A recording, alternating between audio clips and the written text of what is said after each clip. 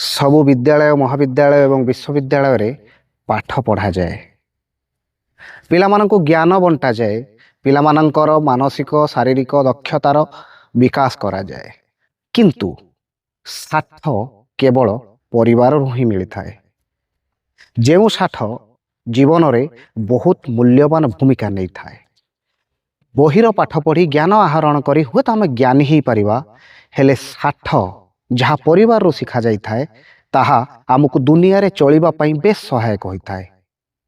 ଯେତେବେଳେ ଆମେ ପରିବାରରୁ ସାଠ ଶିଖିଥିବା ଠିକ୍ ସାଠ, ତେବେ ଯାଇ ସାମାଜିକ ସ୍ତରରେ ଆମେ ଲୋକମାନଙ୍କ ସହ କେମିତି ମିଶିବା, କେମିତି ବଞ୍ଚିବା ଏବଂ ନିଜକୁ ନିଜେ କେମିତି ରିପ୍ରେଜେଣ୍ଟ କରେଇବା, ସେଇଟା ହିଁ ଆମକୁ ପରିବାର ଶିଖେଇଥାଏ। ସେଇଥିପାଇଁ ପରିବାର ସବୁବେଳେ ପିଲାମାନଙ୍କୁ ସାଠ ଶିଖାଇବା ନିହାତି ଜରୁରୀ। ପାଠ ତ ବିଦ୍ୟାଳୟ ମହାବିଦ୍ୟାଳୟ ବିଶ୍ୱବିଦ୍ୟାଳୟ ଶିଖେଇ ଦେବ। ଏଇ ତ ଜୀବନର କଥା।